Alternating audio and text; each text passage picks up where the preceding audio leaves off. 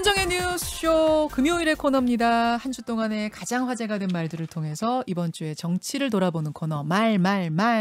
함께해 주실 두 분의 말감별사 모셨어요. 더불어민주당 박성준 의원, 국민의힘 김은혜 의원 어서 오십시오. 네, 안녕하세요. 반갑습니다. 김은혜 의원님 저 무슨 말씀하시려고 했어요? 제가 이어폰 끼고 있는데 뭐. 저 오늘은 네. 제가 별로 할 말이 없을 것 같아가지고. 그 얘기 하시려고 그랬던 거예요? 무슨 얘기를 하지? 무슨 칭찬해 주시려고 그러나? 김은혜님은 막상 저렇게 얘기하다가 네. 방송 시작하면 들어가면 뭐 쌩이다. 잔뜩 준비해 오셨는데. 잔뜩 준비해 오셔. 아침에도 계속 공부하고 준비가 안 됐다는 방증이죠. 자, 오늘 말. 일단 들어가기 전에 본론 들어가기 전에 박 의원님. 예. 하나만 좀 확인하고 들어갈게요. 예. 그제 민주당 2차 방송 토론 막 방송 토론 시작하기 전에 이재명 캠프의 김남국 의원이 네네. 후보들한테 뭔가 하나씩 이렇게 갖고 보여주시더라고요. 전 그거 뭔가 봤더니 범죄 수사 경력 회보서였다면서요. 이거 그럼 이재명 지사의 100만 원 이하 이 벌금 내용까지 다 있었던 겁니까? 그렇죠. 일단 이제 요 문제를 좀 한번 짚고 넘어가야 될 것 같은데요. 예. 이제 범죄 경력 관련된 부분, 특히 이제 음주운전 관련돼서 여러 후보들이 이제 문제 제기를 하다 보니까 예. 이 문제에 대해서 명확하게 짚고 넘어갈 필요가 있다. 그런데 저는 또 한편으로 요 얘기를 좀 짚고 싶어요. 이재명 후보가 성남시장 그리고 경기도지사 할 때 이 문제가 이미 나온 이슈였습니다. 그런데 다시 이걸 제기한다는 것 자체가 저는 문제가 있다는 것부터 출발하고 그렇다면 의혹 제기를 하는 경우에는 의혹을 풀어야 되는 거 아니겠습니까? 그런데 지금 공직선거법에 벌금 100만 원 이상의 형의 범죄 경력 증명을 제출하는 것이 명시되어 있지만 100만 원 미만의 범죄 경력을 포함되어 있지 않습니다. 그러다 보니까 그 다른 후보들이 이 100만 원 이하까지 공개하라 이렇게 얘기가 나왔기 때문에 아마 이재명 후보 입장에서는 명확하게 짚고 넘어갈 필요가 있다라고 해서 그렇게 한 것으로 알고 있습니다. 그러니까 제가 궁금한 건 그러면 음주운전이 2번인데 없죠. 한 번을라고 얘기한 거 아니냐라는 그 일종의 이제 거짓말 아니냐는 논란은 끝난 거예요. 이미 끝난 이슈죠. 그러니까 한 번으로 정해진 거예요. 그렇죠. 끝난 거죠. 50만 원 이하까지 싹 다 공개하신 거예요. 그날 후보들한테. 그 내용까지는 자세하게 모르지만 실제 그 내용이 범죄 경력 관련된 내용이기 때문에 포함되어 있는데 아마 알기로는 범죄 음주운전과 관련된 문제는 다 불식된 것으로 알고 있습니다. 다 정리된 걸로. 알겠습니다. 그래서 다시 안 나오고 있지 않습니까? 그 궁금했어요. 어떻게 된 건가. 근데 저는 잘 모르겠지만 이성민 의원님께서는 그게 명확하게 해명됐다고 말씀하신 건 아직 아닌 것 같던데요. 위원장이요? 네. 그건 뭐 따로 알아보시죠. 그래요? 아니 이 이슈가 제가 처음에 얘기한 것처럼 음주운전 관련 이슈는 이미 과거의 선거에서 다 나왔던 이슈였고요. 다시 이게 도돌이표가 돼서는 안 된다는 말씀드리고 싶네요. 그리고 또 하나 얘기로는 범죄 기록을 공개하자 이렇게 이제 이낙연 후보나 이제 정세균 후보가 계속 주장을 하고 있는데 과거에 또 이 범죄 경력을 자세하게 공개하는 것은 잘못됐다라고 또 이낙연 후보나 정세균 후보가 또 주장했던 경력도 있습니다. 사실은. 그래요? 그 내용을 오늘 보니까 그렇게 나와 있던데 그래서 이 범죄 경력과 관련된 부분은 차제에 만약에 후보 공개가 필요하다고 하면은 공직선거법이 있지만 예외 규정을 들어서 공개할 필요도 있다. 이렇게 저희가 얘기하면은 명확하게 규명되는 거 아니겠습니까? 차제에 필요하다고 하면 여타 우리 후보뿐만 아니라 야당의 후보들도 그렇고 그러면 범죄 경력과 관련돼서는 예외 규정을 둬서 좀 공개하자 이렇게 얘기할 수도 있는 것이죠. 자, 그러면 근데 이성민 위원장님 얘기를 제가 알아볼 게 아니라 이거는 당내에서 공식적으로 정확히 뭐라고 하셨어요? 제가 지금 얘기를 하지 않습니까? 위원장이? 명확하게 공개 후보가 제가 어제 들었는데요. 후보의 내용이 있다고 하면은 네. 예외 규정을 두서라도 그 공개를 할 필요가 있다는 거 아니야. 그래서 저희들은 입장에서 명확하게 좀 입장을 표명하는 겁니다. 그 박성준 의원이 최종으로 알고 계신 걸로는 한 번으로 이건 정리가 됐다. 제가 알기로는 한 번으로 저 알고 있습니다. 2번 논란이고 아니다. 여기서 클리어하게 말씀해 주시고 혹시 나중에 다른 사안을 혹시 알게 되시면 알려주시면 돼요. 지금까지로는 그게 분명하다 그 말씀. 그렇게 했기 때문에 아마 이제 김남국 의원이 그렇게 얘기한 것으로 알고 있습니다. 알겠습니다. 본론으로 들어가시죠. 명확하게 정리가 된 겁니다. 그러면. 먼저 박성준 의원이 골라오신 이번 주의 말 어떤 건지 듣고 가죠.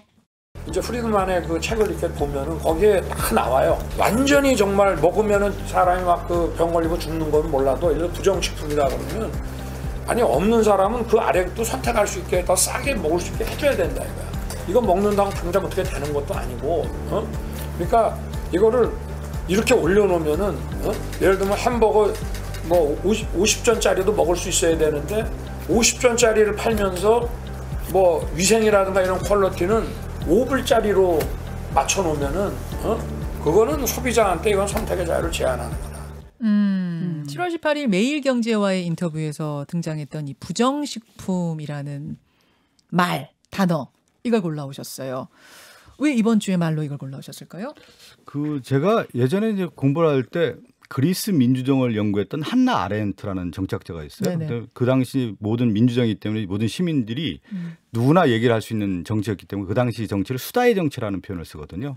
말이 난무했던 시기다 이렇게 얘기했는데 제가 윤석열 전 총장의 이 내용을 보면 대통령 후보의 언어가 아니라 그냥 필부의 언어가 아니냐 이런 생각이 들었어요. 그냥 보통 시민의 얘기로서 그냥 툭 던지듯이 얘기하는 것이 아니냐 이런 생각이 좀 들었고 이 부정식품에 대한 용어를 우리가 잘 알아야 되는데 이제 정치인들 특히 이제 대통령 후보가 되면은 어버이와 같은 마음이 있어야 되는 겁니다.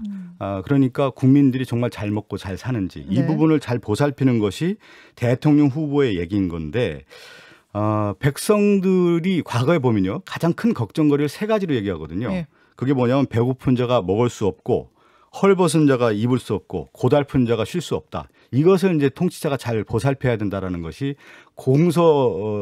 동서고금을 막론하고 이 통치자의 자질이라고 할 수가 있는 건데 제가 이 부정식품 발언을 보고 어떻게 이런 용어를 쓸 수가 있는 것이냐. 그 한마디를 더 붙이면 이거 먹는다고 당장 어떻게 되는 것도 아니고라는 표현을 쓸 때 우리가 그런 얘기 하지 않습니까? 먹는 거 갖고 장난치면 안 된다는 얘기를 하는 건데 그런 최악의 어떤 단어를 썼기 때문에 과연 대통령 후보의 언어로서 이게 맞는 것인지 의문표를 던지게 됩니다. 대통령 후보의 언어로서 부적절했다. 김은혜 의원님. 매번 나올 때마다 이게 제가 윤석열 캠프 대변인이 아닌데 최근 본의 아니게 계속해서 이 윤 후보 발언에 대해서 해명해야 되는 입장에 대해서 좀 난처하기도 한데요. 나오실 때마다 그래야 되는 상황이에요, 진짜.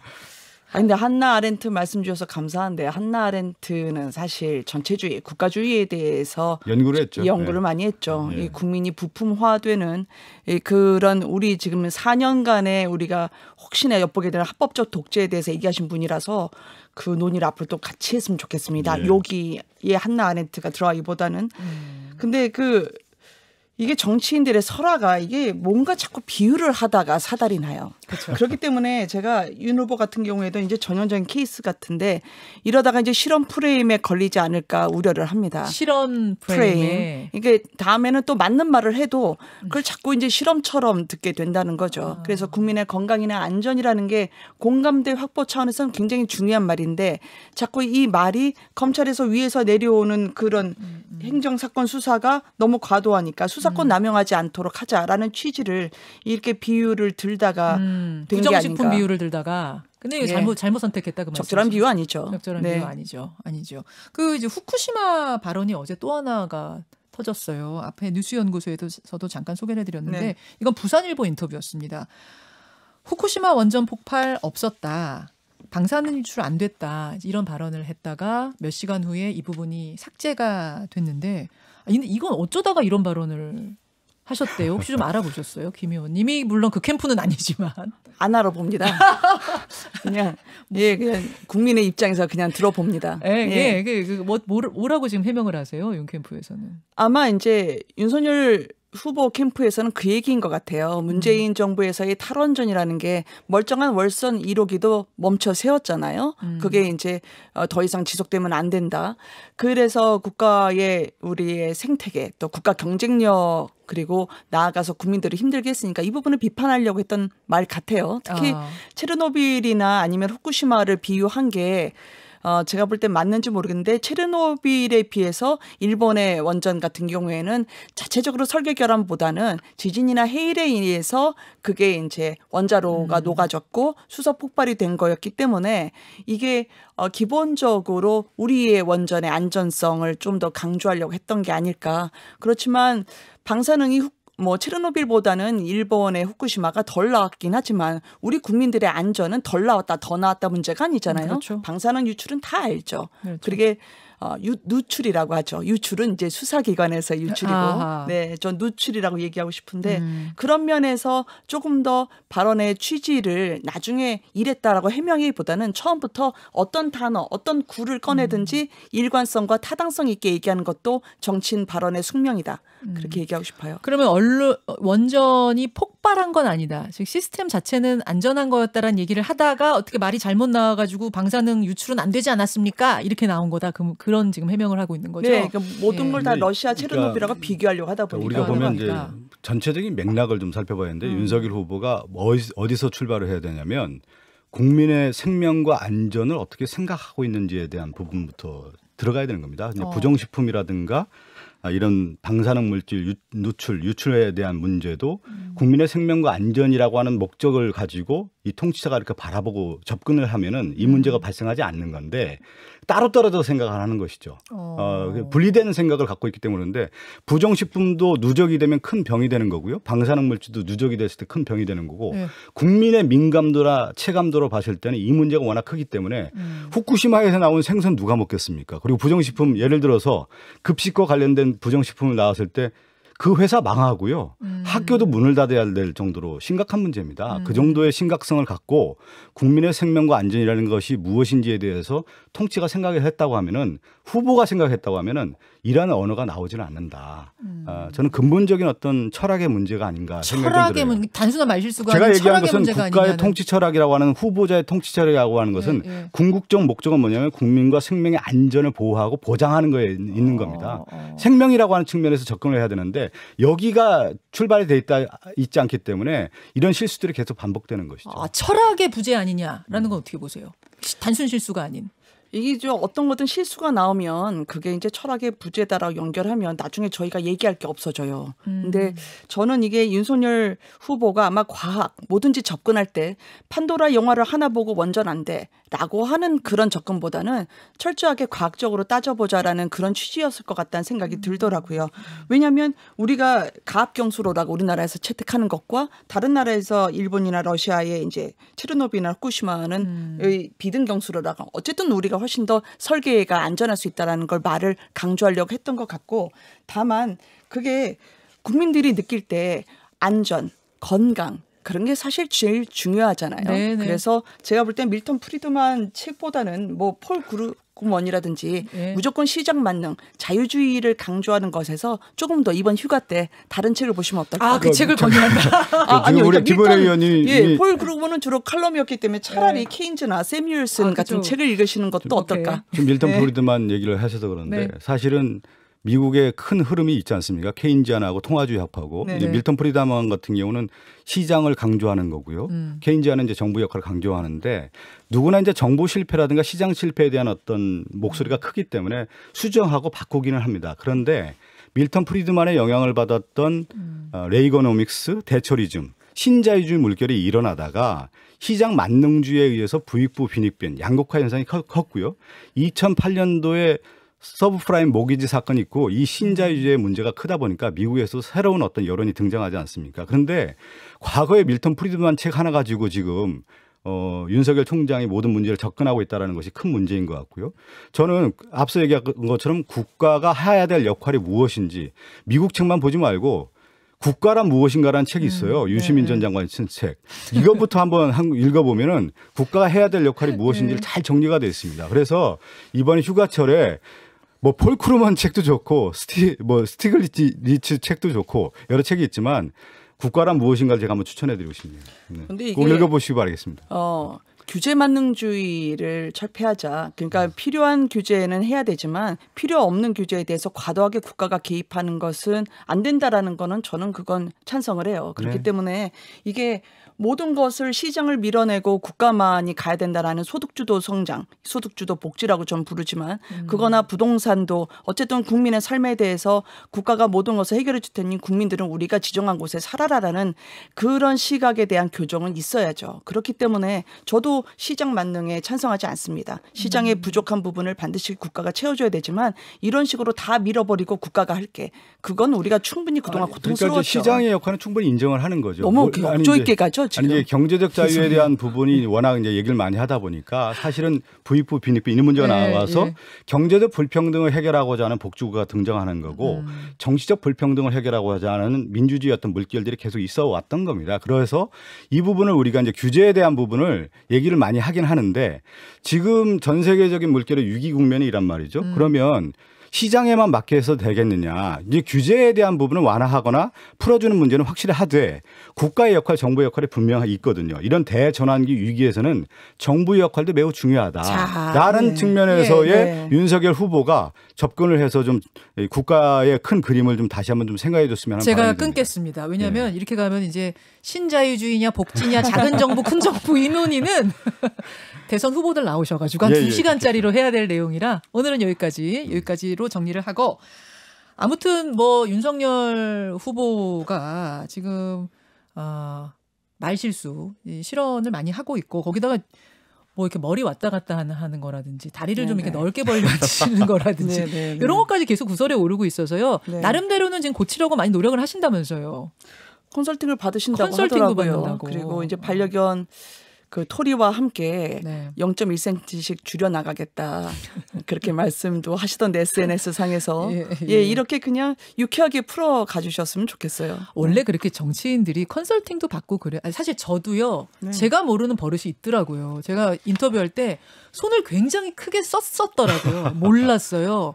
그러다가 유튜브를 하기 시작하면서부터 알고 이제 고치는데 상당히 어려웠어요. 근데 다들 그런 버릇 있으시잖아요. 정치하기 전부터의 뭐 그런 것들. 그렇습니다. 그거 어떻게 보시세요? 뭐 사람들이 이제 그 지적을 해주니까 좀 알게 되는 거고 이제 그 윤석열 후보도 이렇게 수정하는 단계에 있는 것 같은데 한편으로 좀 이미지 정치에 너무 치우치는 거 아니냐. 예를 들면 반려견 얘기를 하는데 제가 깜짝 놀랐어요. 윤석열 후보가 고양이하고 이렇게 같이 누워서 사진 찍고 그러는 건데 나영석 옛날 예능 PD가 그 양이라든가 고양이라든가 개를 의인화시켜서 사실은 이제 일체화시키면서 순화하는 그런 예능 프로그램을 했는데 저는 정치가 이렇게 예능화돼서는 되겠느냐라고 하는 부분을 좀 생각해 볼 필요가 있을 것 같고요. 그거는 이 당이나 저 당이나 다 비슷한 거 아니에요? 너무 이제 예능화돼서는 안 된다. 저는 정치가 너무 가벼워서는 안 되고 좀 무거움의 어떤 출발이 좀 돼야 된다는 생각을 가져서 오히려 좀 조언을 한다고 하면 좀 그런 쪽으로 좀 조언을 하고 싶습니다. 저는. 그렇다고 이제 LOL 롤을 체험하거나 그러진 않죠. 무슨 말인지 못 알아듣어요. 청년들의 게임을 이해하겠다고 해서 갑자기 안 하셨던 이제 롤을 한 달씩 이재명 진짜 롤 게임 하신 거? 아니면 롤린 춤을 추거나 그러지는 않죠. 자, 이 얘기는 깊게 갈수록 손해예요. 양쪽 다. 그러니까 이미지 정치 얘기 여기까지만 하고 김은혜 의원이 골라오신 이번 주의 말 들어보겠습니다. 징벌적 배상 제도를 도입해야 된다는 게 제가 평소의 지론이고 지금 제가 보니 5배도 너무 약하다. 저는 고의적으로, 즉 악의적으로 가짜 뉴스를 내면 언론사가 망한다고 생각할 정도의 강력한 증거를 해야 된다고 지금도 생각합니다. 뭐 과격하다고 할지 모르겠는데 민주주의 체제를 그냥 본질적으로 훼손하는 일이기 때문이죠. 여기 계신 분들 그럴 리가 없다. 8월 2일 충북지역 기자간담회에서 이재명 지사가 했던 말. 언론에 대한 징벌적 배상을 세게 해야 된다. 언론이 망할 정도로 해야 된다. 그 부분을 지금 가지고 오신 건데요. 왜 이 말에 주목하셨습니까? 무서워서요. 무서워서요? 이재명 대통령이 되신다면 국물도 없을 것 같다. 결국은 비판의 자유라든지 그리고 집권층은 당연히 감시를 받아야죠. 언론으로부터. 근데 감시받아야 할 대상이 우리가 심판하고 우리가 응징하겠다라는 그런 의지를 혹시나 내비친 게 아닐까 해서 걱정스러웠습니다. 말씀은 맞습니다. 왜냐하면 언론사의 그런 과잉 보도라든지 사실에 근거하지 않은 보도 때문에 피해를 보는 분들이 있죠. 그렇지만 그분들은 이미 지금 민법과 형법상으로도 충분히 고소고발이 가능하고 법의 심판대에 세워지고 있습니다. 그런데 이중으로 우리가 뭐가 고의고 뭐가 중과실인지 국가가 그리고 정부가 권력기관이 평가하겠다? 저는 그건 굉장히 위험한 발상인 것 같아요. 민주주의 체제를 훼손하는 발상이라 말씀하셨는데 저는 그 이 후보 말을 그대로 돌려드리고 싶어요. 왜냐하면 공론회장에서 벌어진 문제는 공론회장에서 해결하는 게 민주주의 사회의 원칙입니다. 그런데 이거를 우리가 악의가 있는지 없는지 판단하겠다고 하는 건 오히려 정치 권력, 재벌 그런 힘 있는 자들에게 채찍을 갖다 주는 결과가 될 것이다. 오히려 힘 있는 자에게 채찍을 주는 언론 통제가 될 것이다. 그렇습니다. 악용될 것이다. 이런 말씀이세요. 맞습니다. 박 의원님. 제가 이 현장에 있었습니다. 같이 있어서 얘기를 들었는데 이제 기자들 질문에 이제 이재명 후보가 이제 답을 한 건데 저는 이제 언론이라고 하는 것이 사회에 꼭 필요한 그리고 꼭 있어야 할 공적 기재이면서 우리가 숨쉬는 공기 아니겠습니까? 그런데 이런 생각을 갖고 있는 것 같아요. 그 언론이 순기능적인 측면도 있는데 우리 사회에 어느덧 보니까 견제받지 않는 어떤 권력의 모습도 있더라. 그러니까 언론이라는 것이 그 책임의 막중함도 분명히 있는데 그러면 책임을 물을 수 있는 방법이 있는 것이냐. 현 시점에서 특히 언론 악의적인 보도에 조작된 보도에서 피해를 당한 사람들은 그러면 어디 가서 호소할 거냐. 이제 민법 형법 얘기를 하는데 실질적으로 그것을 피해 구제하는 방법들이 많지 않더라는 거예요. 그리고 언론의 순기능적인 측면을 충분히 인정하면서도 피해자를 보호하는 쪽에서의 법안을 필요하다라고 하는 어떤 입법 취지가 분명히 있는 겁니다. 그리고 이재명 후보님의 그 말씀이라고 하는 것은 언론의 책임이라고 하는 것이 워낙 막중하기 때문에 그러한 책임을 묻는 것도 필요하다는 어떤 취지이기 때문에 저는 언론이 갖고 있는 어떤 우리 사회의 국편, 우리가 이제 제4부라고 하는 거고요. 또 민주주의에 가장 필요한 부라고 하는 것은 누구도 부인하기 어려운 거지만 그 책임성도 막중하다라는 의미로 저희가 해석해야 될 것 같습니다. 네. 저는 그 피해 구제가 제대로 된 사례가 많지 않았다는 것 자체가 자의적 판단이라고 생각합니다. 저는 조국 사태부터 생각해서 이 정부가 관철할 수 있었던 검찰 개혁 이 부분이 즉 저는 검찰 장악이라고 읽는데 안 된 이유는 언론 때문이었다. 그러니까 언론의 탐사보도, 기획보도로 정부의 이 시도가 좌초된 적이 많았기 때문에 저는 그 관역을 언론으로 옮겼다고 생각해요. 그래서 이 언론을 개혁이란 이름으로 저는 장악하려고 하는 시도라고 생각합니다. 충분히 지금 형사법적이나 아니면 민법으로 돼요. 조국 전 장관 같은 경우도 논문에서 왜 허위사실 유포라고 하는 이유를 들어서 공적 인물이 법적 제재를 가하냐. 그거 온당하지 않다라는 취지로 논문을 썼거든요. 그러니까 이 정부의 적은 이 정부인 거죠. 문재인 대통령도 언론의 자유에 대해서 왜 권력이 직접 개입해서 좌지우지하냐. 옳지 않다. 이거 분명히 2014년에 7년 전에 얘기했습니다. 2014년에. 네. 새정치민주연합 의원 시절이죠. 우리나라에 이제 제가 조금 요 설명을 좀 장하게 한번 드릴 필요가 있는데 이제 권력기관에 대한 변천사가 있어요. 권력 핵심 부서가 어디였느냐. 이승만 정부에는 이제 경무대였거든요. 경무대. 이제 그 다음에 이제 박정희 정부에는 청와대 경호실, 중앙정보부, 그 다음에 이제 전두환 대통령 때는 경찰이라든가 또 안기부. 그러다가 이제 87년 민주화 체제 이후에 권력기관이 변천이 있습니다. 이제 박철원이라고 하는 전 검사가 등장하면서 이 검찰이 이제 핵심 부서가 되는 거죠. 권력기관이 되고요.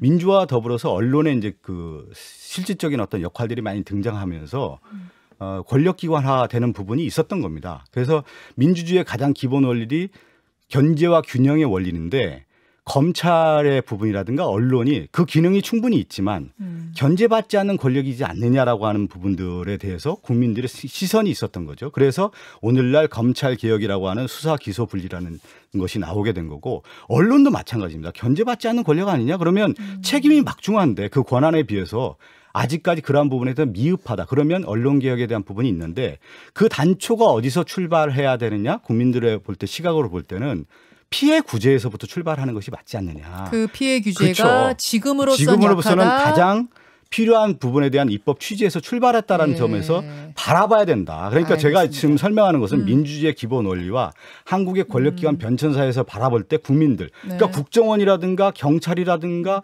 많은 권력기관들은 지금 권력을 내려놓기 하고 있는데 견제받지 않는 권력에 대한 부분들에 대해서 국민들의 시선이 있다. 아마 핵심은 두 분 다 가짜뉴스 이거 문제다라는 거에 동의 안 할 분은 아무도 없을 거예요. 다만 그것이 피해액의 5배 언론사가 망하도록 때리는 것까지 가는 게 맞느냐 안 맞느냐 아마 이 부분이 과하냐 안 하느냐 이게 지금 핵심 쟁점으로 알고 있거든요. 김은혜 의원님 어떻게 생각하세요? 근데 아까 말씀하신 부분에 대해서 제가 이 정부 분들은 지금 누가 피해자고 가해자입니까? 이게 예전에 운동권 시절은 모르겠지만 지금 집권층이세요. 집권하고 계신 분들이 아직까지도 피해자라고 생각을 하시면 안 될 것 같거든요. 그러니까 내가 맞고 네가 틀렸어라는 얘기를 하다 보니까 이게 5배까지 가겠다. 그리고 우리가 이게 손해배상을 청구할 때 하한해까지 가겠다. 언론사의 매출 규모에 따라서 연동하겠다. 이런 것은 충분히 지금 법체계 민법하고도 상충됩니다. 저는 이게 분명히 위헌 판결이 날 거라고 생각하기 때문에 이거는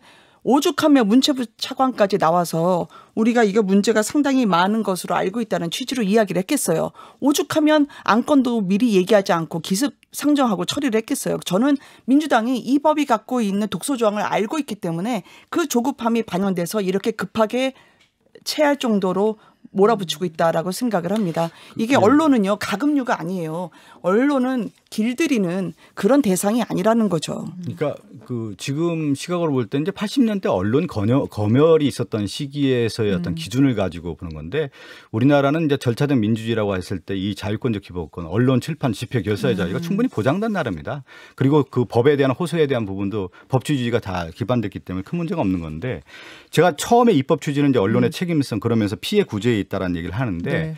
제가 이제 사례를 봤더니 미국 같은 경우도 이제 징벌적 손해배상에 대한 사례들이 있는데 몇 가지 좀 사례를 좀 얘기를 드리면 1980년대에 일리노이에 있는 알톤 텔레그래프라는 회사가 있는데 이 손해배상을 받고 파산 신고를 받아요. 잘못된 보도 진짜 때문에. 망했네요. 예. 그다음에 96년도에 필라델피아 인콰이어라는 회사가 있는데 네. 징벌적 손해배상에 의해서 259억을 받게 되는 거거든요. 하나만 더 얘기하면 1967년대 미국 축구 경기 승부 조작 사례가 있어가지고 이 당시에도 어마어마한 이제 그 소송이 나오게 되는 건데 이제 미국의 이 징벌적 손해배상의 기준이 딱 있더라고요. 저는 이게 아주 명확하던데 뭐냐면 피해자가 사회적 약자이냐에 대한 부분이에요. 이 여부. 그 다음에 불법 행위가 반복적으로 이루어졌느냐 여부죠. 그러니까 이 중대 과실이라는 부분은 어느 날 실수가 아니라 지금 기준이 분명히 있는 겁니다. 제일 네. 지금 문제가 됐던 부분이 예를 들어 탐사 보도 이런 것을 대기업이라든지 거대한 권력자에 대해서 해야 될 때 그러다가 어떤 정말 이걸 파다가 실수가 일어난 경우에 언론사가 망해버릴 정도가 된다면 그럼 누가 탐사 보도 제가 기획 지금 얘기한 보도라고 것처럼 그런 내용을 기준이 있는 거니까 실수에 대한 부분을 가지고 이 회사를 그러는 것이 아니라 중대 실수에 대한 부분을 기준이 있지 않습니까? 약자에 대한 부분이라든가 아마 그 기준을 만들 수 있을 것이다. 그렇죠. 그 불법적인 부분에 대한 것들이 반복되는 그리고 또 하나가 악의적인 그 조작 보도들이 분명히 있습니다. 네. 여론조사가 나왔는데 아니면 통계 수치가 있는데 이것을 이제 조작한다든가 객관적 자료에 대한 부분이 있지 않습니까? 알겠습니다. 결국은 그래서 그것을 가짜 뉴스라고 하는 형태로 만들었을 경우에 대한 예. 부분이기 때문에 악의적 안 되네. 기준, 이 기준이 제일 중요하겠네요. 이거는 결국 이 법을 시행하냐 마냐에 있어서는 기준이라고 하는 걸 조항을 확대를 했죠. 추정을 하면서 무한대로 마치 투망 던지듯이 걸리는 사람은 정말 끝장을 보겠다라는 그런 저는 오히려 이 권력의 악의가 담겨 있다고 생각하는데 미국 사례 들어주셔서 감사하지만 미국과 영국 이 정부에서 들었던 징벌적 손해배상의 사례가 들었던 나라는 영미권인데요. 거기서는요 우리 대리법 체제하고 다릅니다. 판례 준거에서 하지 이렇게 법에 명확하게 규정하고 있지 않아요. 그리고 저는 언론사에게 입증 책임을 뒀다라고 하는 부분 이 부분이 바로 독소 조항이 될 거라 생각합니다. 그러면 탐사보다 못해요. 왜냐하면 내가 검찰 수사가 아닌데 수사 권한이 없는 데서 타당한 논리적인 근거로 의혹제기를 하는 걸 막을 테니까 말이죠. 제가 여기서 일단 끊어야 될 것 같습니다. 끊고 결국은 지난번에 저희 비슷한 토론을 했거든요. 그 기준의 문제. 문제 없이 정할 수 있다? 못 정할 거다? 요거 가지고 지금 마지막 쟁점인 것 같습니다. 여러분 그 부분에 관심을 가지고 이 이슈를 따라가 주시면 되겠습니다. 오늘 두 분의 말말말은 여기까지 해야 될 것 같아요. 벌써 끝났습니다. 벌써 끝났어요. 오래 하셨어요. 준비 많이 하셨네요. 김은혜 의원님. 안 하셨다고. 항상 준비 많이 하셨어요. 아니 지난번에 같은 방송국 분들이라고 서로 봐준 거 아니냐고 그러셔가지고. 자 여기까지 인사드리겠습니다. 고맙습니다. 네, 감사합니다. 감사합니다. 박성준 의원, 김은혜 의원이었습니다. 김현정의 뉴스쇼는 청취자 여러분의 참여로 이루어집니다. 트위터, 페이스북, 레인보우 게시판, 그리고 단문 50원, 장문 100원의 유료 문자 샵 1212, 우물정 1212 통해 참여하실 수 있습니다. 김현정의 뉴스쇼, 여러분과 함께 만듭니다.